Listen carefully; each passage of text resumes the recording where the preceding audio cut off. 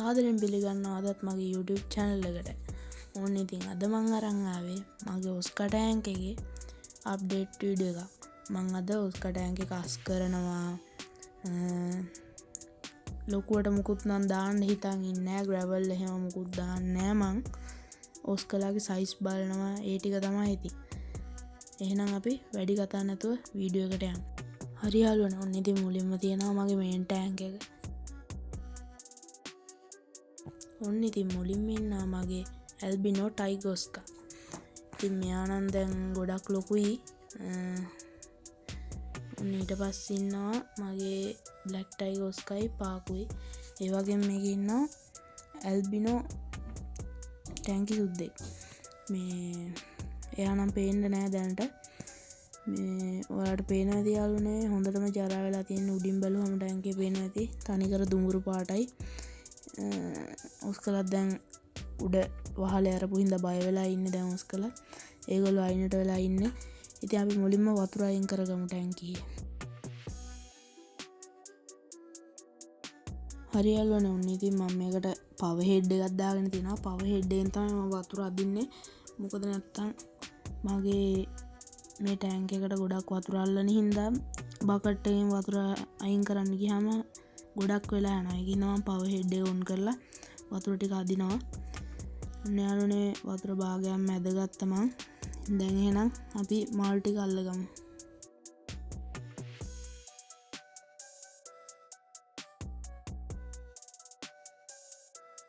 හරි, ඉතින් මම මේකේ තියෙන මුලින්ම මේකේ තියෙන ගස් ටිකයි ප්ලාස්ටික් ගස් ටිකයි ගල් ටිකයි ඔක්කොම අයින් කරගෙන තමයි මාළු අල්ලන්නේ. නැත්තම් මේගොල්ලෝ හැමතැනම යද්දි අමාරුයි අල්ලන්න.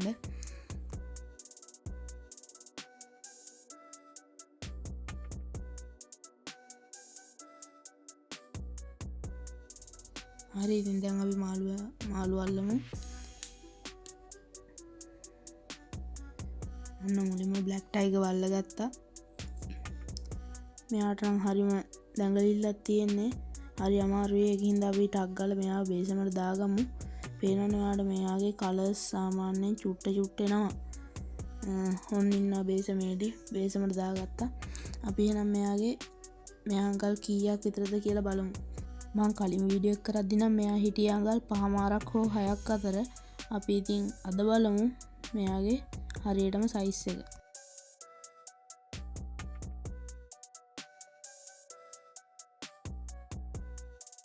හරි, ඉතින් මාරුවෙන් මෙයාව එක තැනකට තියාගත්තා. ඔයාලට පේනවා ඇති මෙයා අඟල් 7ක් 7මාරක් වගේ ඉන්නවා. දැන් නම් ටිකක් ලොකු වෙලා. අපි එහෙනම් අනිත් ඒවාත් අල්ලගමු.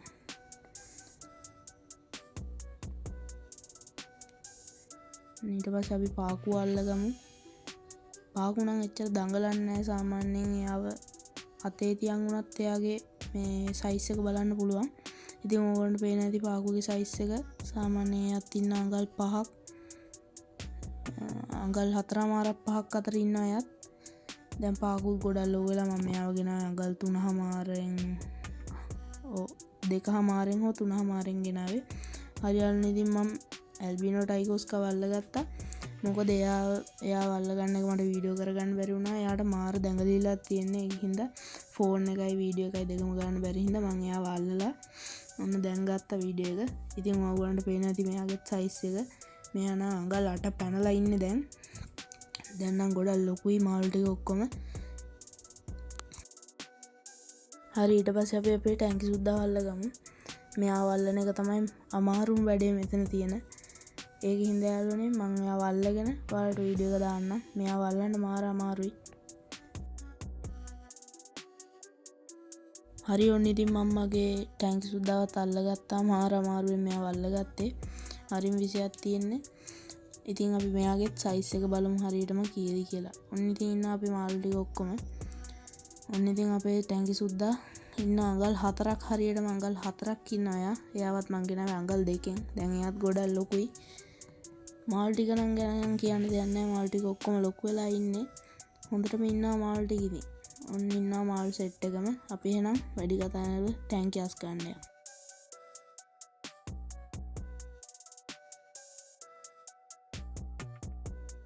හරි, ඉතින් මම මුලින්ම ස්පොන්ජ් එකකින් මේකේ තියෙන ඇල්ගි ටික ඔක්කොම යවා ගන්නවා හොඳට හොදලා. මේක ඇල්ගි නම් ගොඩක් නෑ, වතුර තමයි ගොඩක්ම ජරා වෙලා තිබ්බේ. මොකද උස්කලා ගොඩක් කන හින්දා ඒගොල්ලෝ ගොඩක් ජරා කරනවා. ඒ හින්දා වතුර දුමුරු පාට වෙලා තිබ්බේ. ඇල්ගි නම් ගොඩක් තිබ්බේ නෑ. ඒත් මං ඉතින් ටැංකිය වීදුරු ඔක්කොම හොදගත්තා. හරි ඉතින් මං ටැංකිය ඔක්කොම අතුල්ලා ගත්තා. ඊට පස්සේ මං ගල් ටිකත් අරගෙන ගල් ටික ඔක්කොම එළියට දැම්මා. ඒත් මේකේ ගල් පොඩ්ඩක් ඉතුරුයි. මේ ඒක නම් එච්චර ඕනේ නෑ. ජරාවත් පොඩ්ඩක් තියෙනවා. ඒ ටික නම් තිබ්බත් අවුලක් නෑ. ඒත් මං ඉතින් ඒක අස් කරනවා පස්සේ. ඔන්න ඊට පස්සේ ඉතින් ගල් ටික හොද ගන්න තමයි තියෙන්නේ. ඔන්න තියෙනවා අපේ ගල් ටික හොඳට හොද ගන්න ඕනේ. මොකද ගල් වල තමයි ගොඩක් ජරාව තියෙන්නේ මෙතන. ඔන්න යාළුවනේ ඊට පස්සේ මම ටැංකියට වතුර ටික පුරව ගන්නවා.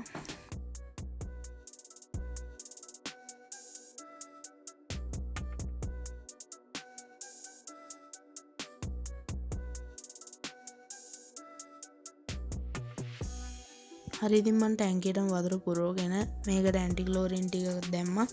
ඔයාලා මේ මාළුන්ට ලිං වතුර දානවා නම් ගොඩක් හොඳයි. මොකද ඒක නැචරල් ගතිය. මේ අපේ ගෙදරට ක්ලෝරින් වතුරින් හින්දා මම ඇන්ටි ක්ලෝරින් උයි ලුණු කැටයි දානවා. නැත්තම් මාළුන්ට ක්ලෝරින් ගතිය වතුර තියෙන හින්දා මාළුන්ට ඒක හොඳ නෑ. ඉතින් ඔයාලා ඇක්වේරියම් සෝල්ට් දානවා නම් ගොඩක් හොඳයි. ඉතින් මං ගාව මේ වෙලාවේ ඇක්වේරියම් සෝල්ට් තිබ්බ නැති හින්දා මං අපේ ගෙදර කුස්සිය පාවිච්චි කරන ලුණු කැට එක අරගත්තා. ඉතින් මේ ලුණු කැට ගන්නවා නම් මේකේ අයඩින් එක තියෙනවා. ඒක යනකම් ඔයගොල්ලෝ දෙතුන් පාරක්ම හොද ගන්න ඕනේ. නැත්තම් ඒක මාළුන්ට හොඳ නෑ. ඒ හින්දා ඔයගොල්ලෝ ගෙදර තියෙන එක ගන්නවා නම් අනිවාර්යෙන් දෙතුන් පාරක්වත් හොඳට හොද ගන්න ඕනේ. නැත්තම් ඔයගොල්ලෝ අනිවාර්යෙන් මන්න රෙකමන්ඩ් කරන්නේ ඇක්වේරියම් එකේ තියෙනවා මේ ලුණු කැට එක. ඒක දාන්න. ඒක තමයි මන්න රෙකමන්ඩ් කරන්නේ.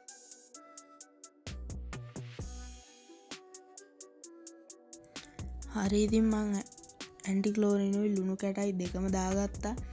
දැන් අපි මේකට මෙතිලින් බ්ලූ ටිකක් දාගමු. මම නම් මෙතිලින් බ්ලූ දාන්නම අවශ්‍ය නැහැ. ඒ වුණාට මම දානවා. මොකද මාළුන්ට අනවශ්‍ය බැක්ටීරියා තියෙන්න පුළුවන් වතුරේ. ඒක නිසා මම නම් මෙතිලින් බ්ලූ ටික දාගන්නවා. ඔය තියෙන ඔක්කොම ටික දානවා ටැංකියට.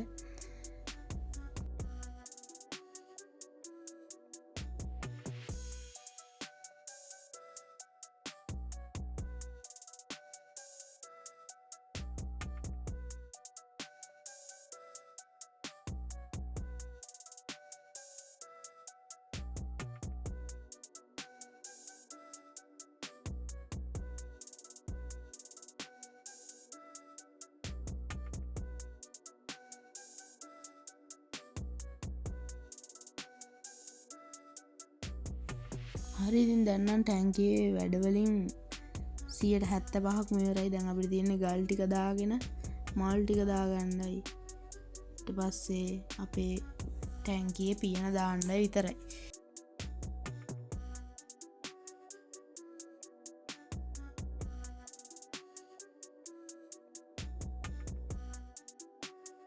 හරි ඉතින් මං ගල් ටික නම් දාගත්තා.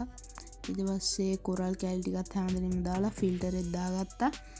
මං අර ප්ලාස්ටික් ගස් දාන්නේ නැහැ. මොකද මේකට නැචරල් ගස් දානවා නම් හොඳයි. ප්ලාස්ටික් ගසුත් මම රෙකමන්ඩ් කරන්නේ නැහැ. මම මේකට දාලා තිබ්බා කලින්. ඒ නොදැනුවත්ව. දැන් ඒක මං අයින් කරලා දැම්මා. ඔන්න ඉතින් ඔයගොල්ලන්ට පේන හැටි ටැංකිය මේක මෙතිලින් බ්ලූ නැති වුණාම තමයි හොඳටම පේන්නේ.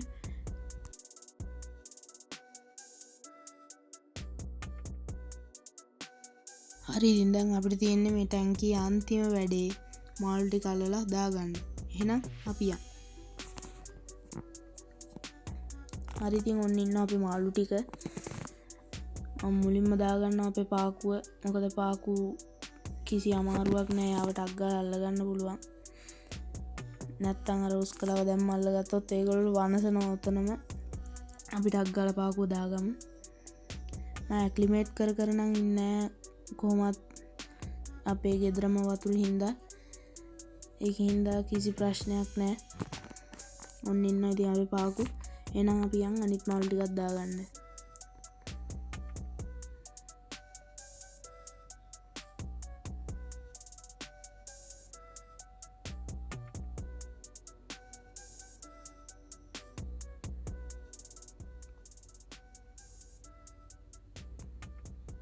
හරි ඉතින් ඔන්න මම බ්ලැක් ටයිගර්ස් කව දාගත්තා. ඔන්න ඔයාලට පේනවා ඇති ඒ අය කහ පාට අර පැච් එක එන ගමන් තියෙන්නේ. එයාට මම දැන් ඉස්සු දෙනවා සතියට දෙපාරක් විතර. හරි ඉතින් ඔන්න අපි බ්ලැක් ටයි එක්කෙනාවත් දාගත්තා. ඔන්න ඉන්නවා එයා. එහෙනම් අපි යන් අන්තිම දෙන්නවත් දාගන්න අපේ ඇල්බිනෝ ටයිගර්ස් කව දාගන්න යන් එහෙනම්.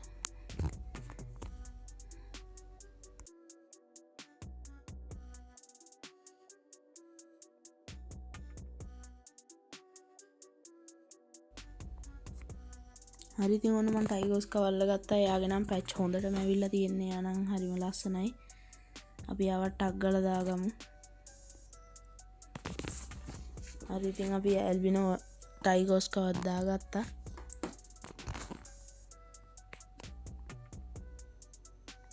ඔන්න ඉන්නවා ඉතින් කට්ටිය. දැන් එහෙනම් යන් අපි ටැංකි සුද්දව දාගන්න.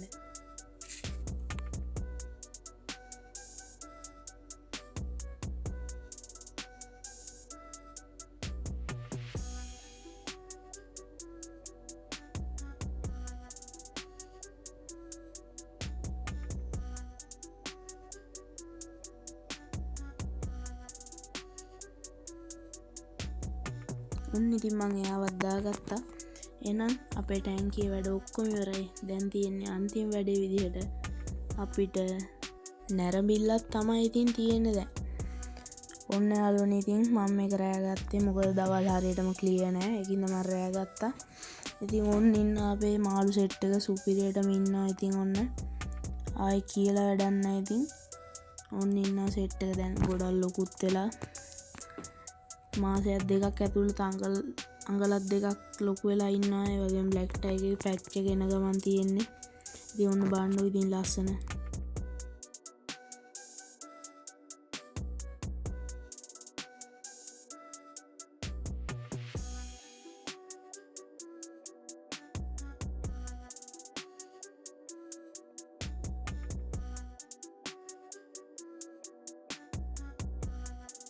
ඔන්න ඉතින් මේකේ ෆීඩින් වීඩියෝ එකකුත් තියෙනවා. බලන්න ඉන්න.